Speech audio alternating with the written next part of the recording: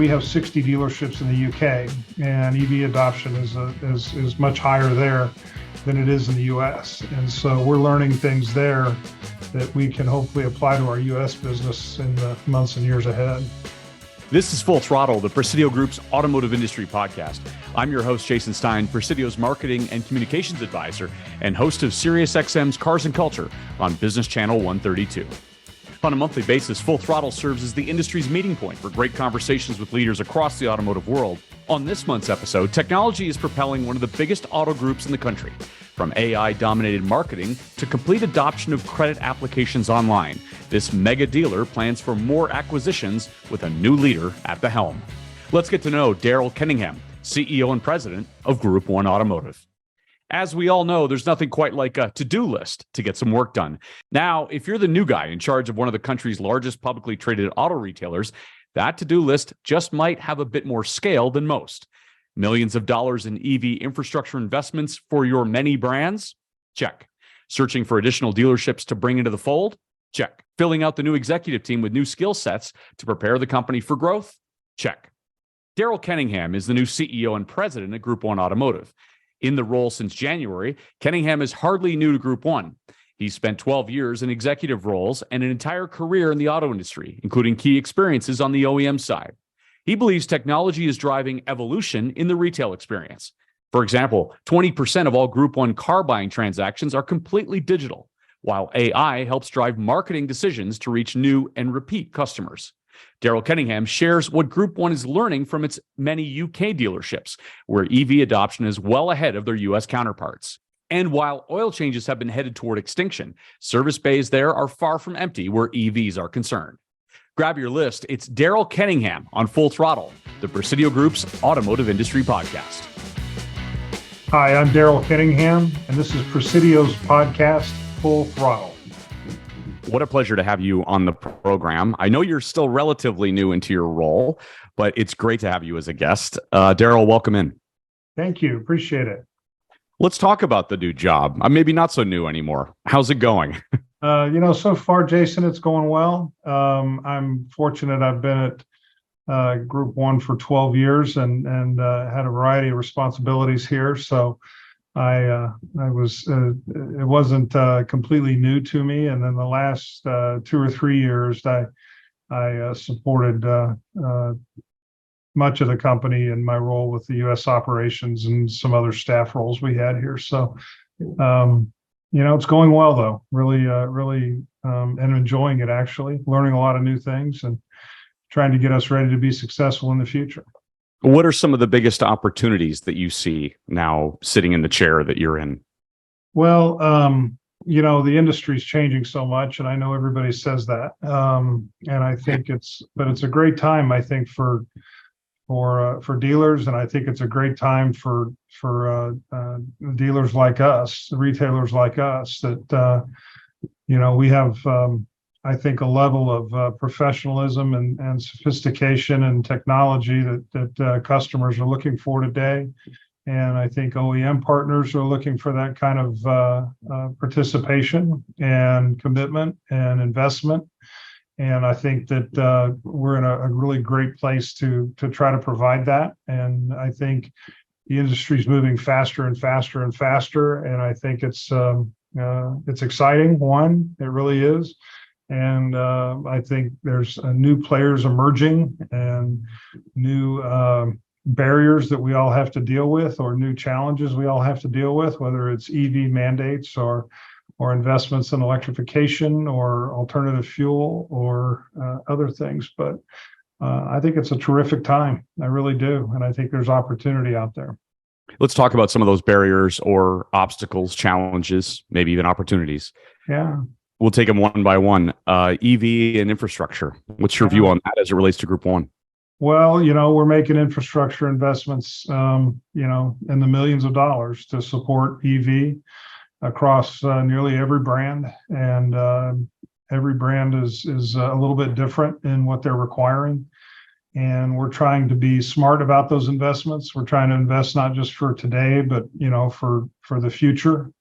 And the hard part of that is things are changing so quickly. The requirements on charging infrastructure is changing quickly, and you have other investments going on at the same time in your facilities and in your buildings, and you want to try to make sure that those are in coordination with each other. So it's where that business model heads is to be seen, I think, and the adoption rate is to be seen. And one of the things that we about it is, we have 60 dealerships in the UK, and EV adoption is much higher there than it is in the US. And so we're learning things there that we can hopefully apply to our US business in the months and years ahead.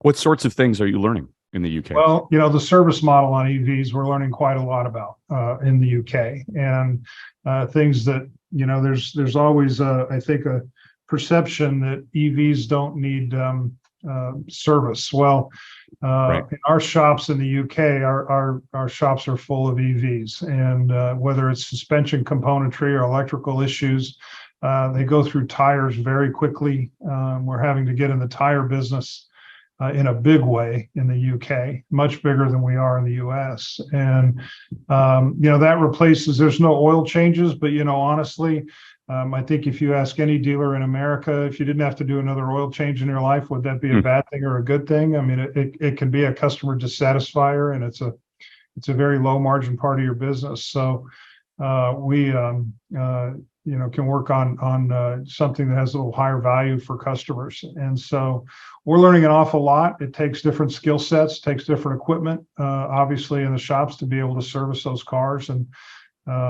it's all coming at us in the US and pretty quickly, I think. What if you installed all the infrastructure and the consumer never came?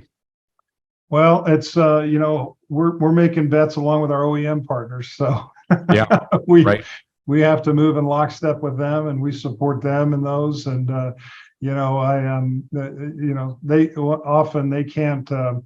they can't make decisions on their powertrain strategies based on who's in the White House. They have to make them based on longer term decisions than that. So, and many of them have made bets that EVs are going to be here in a big way. And I don't think it's a straight line up. And I think we're seeing that already. And I think we're seeing, some first generation owners maybe rethink it a little bit. And as they have dealt with the realities of infrastructure and range anxiety and those kind of things, and the convenience of owning a gasoline vehicle versus an EV, they've been through a generation now. And I think some of them are rethinking that a little bit, but you're also seeing the prices of EVs come down. And, I think, there's more price reductions this week in some makes, and I expect that'll continue to drive some demand as well.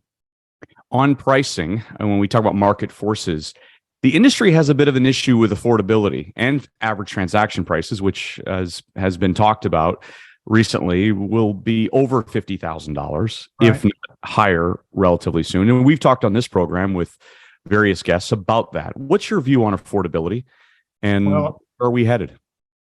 Yeah, I think it's an issue. I think it's something that, especially when you combine it with where interest rates are today, even that becomes an issue, and you see people trading down. You see terms extending a little bit. You see more APR support from the OEMs.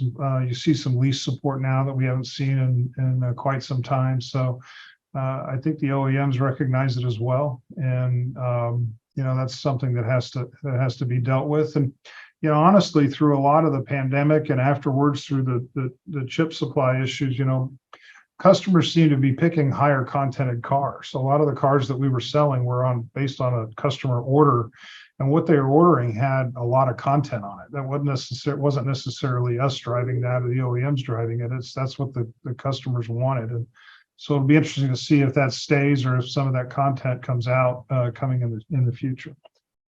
When we think about acquisitions and where we go in 2023, and Group One's been very active in the acquisition space, as have others. Where are we headed on the acquisition side of things? Are you in a buy mode? Yeah, we're in a buy mode. We want to grow the company. We want to continue to expand our footprint. We like to grow and fill out in clusters where we are. We don't have a vision that we'll have a nationwide network and service every market in the country. That's not our vision. Our vision is to have representation in a market, service the customers in that market, and then drive them through our after sales business and continue to keep them throughout their life cycle, and hopefully, do that again and again and again. And so that's how we focus, and we have some areas of the country that we would like to expand in. And there's certainly some brands that we like more than others. And but we want to grow the company. That's for sure. And we've grown in the last 2 years. We've added $3.5 billion in acquisitions and in revenue through acquisitions. So, and I think you'll continue to see us be aggressive there. Are you seeing market forces change as it relates to pricing? Yeah, a little bit. Yeah, we are. I think especially as the calendar year turns to 23, I think there's some moderation in some of the valuations, and I think some of the sellers' expectations are coming down. And when we're in a negotiation with a seller, we're always talking to them about we're pricing these things based on what they will make, not what they did make. And so sometimes you have to incorporate, lower gross profits into that model, and sometimes you have to incorporate a big CapEx investment for a facility and things like that potentially weren't in their numbers in the past. And what we're seeing now is that I think sellers are starting to realize that moving forward, and they want to keep valuation. So obviously, I think they feel like if they can sell now, that's better than 6 months or a year from now. Yeah, for sure. When it was announced that you were taking the role that you have, you talked about the importance and the focus on technology to drive change within automotive retail. What did you mean by that? Well, I think there's areas in our business where we can make it easier for customers to do business with us. And we want to be really easy to do business with us. We want customers to do business on their terms, when and how they want to do business with us. And a lot of times using technology is the way to do that. And whether they're scheduling with us, or whether they're paying for service with us, or whether we're paying them for a trade, or whether they're shopping and buying a car online, there's an infinite number of ways we can leverage technology to improve our business and take cost out of our business. We're using robotic process automation in many areas of our business where we're able to process thousands of invoices accurately, very quickly, and stock in vehicles that we used to have to do one at a time. And we're able to do credit applications where are all online, where customers do that. And we don't sit there in a showroom and fill them out by hand anymore. We're using artificial intelligence to drive our marketing decisions and touch customers in a way that's relevant for them and relevant for how they want to do business. So there's all sorts of opportunity to leverage technology in our business to be able to try to drive a better customer experience. And on that point, if we look out, a handful of years, how will the buying process change, or where will it most radically change in your view? Well, I don't know that it'll go completely digital, Jason, to be honest with you.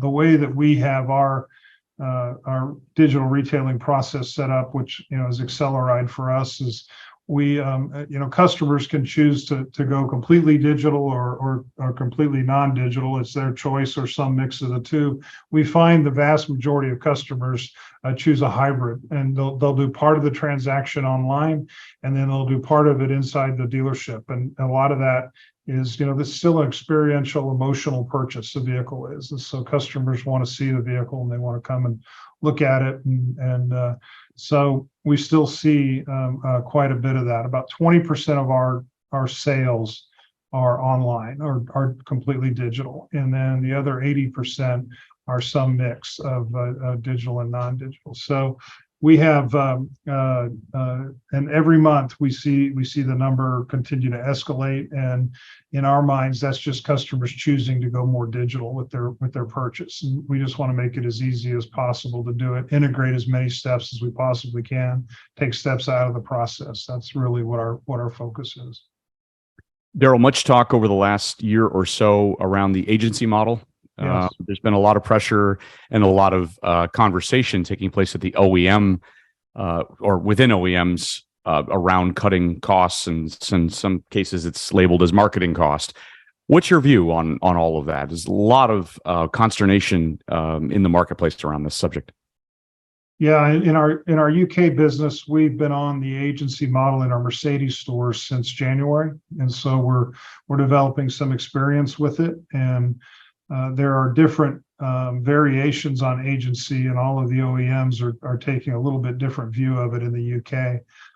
But it remains to be seen how successful it'll be. If it's a pure agency model where basically we just deliver the car and the OEM does all the marketing and the price is fixed, and everything else will participate in the used car trade. We'll participate in the F&I if there's a need for a customer to do that. We'll see how that does. We're getting some great experience today, and I know Mercedes is tweaking their model every day to try to improve it and make it better. They're ultimately trying to make it negotiation free for a customer, which, there's a lot of businesses and a lot of products that people sell where there is no negotiation and prices are fixed. So we'll see where it goes, but we're leaning into it to try to learn as much as we possibly can. What I've learned from OEMs is that, and I was on the OEM side for 20 years, they want to do what's best for customers too, and they need healthy, happy dealers to be successful, because healthy, happy dealers invest in their brand and hire great people and invest in their franchises and things like that. So they can't do agency at the expense of dealers. And I think the good OEMs realize that. And I believe that certainly Mercedes-Benz in the UK realizes that. They've really worked closely with the dealers to get to this point. I'm sure you would say that your OEM experience has made you a better leader in this position. And much like some of the other either current or former leaders at the public dealer groups, they had that OEM experience as well. You would concur, I guess. Well, I think it helps give me perspective on what's important to them, and how some of the critical success factors for their business is. So I can certainly empathize with it, and great dealers and great OEMs. They have a great relationship that is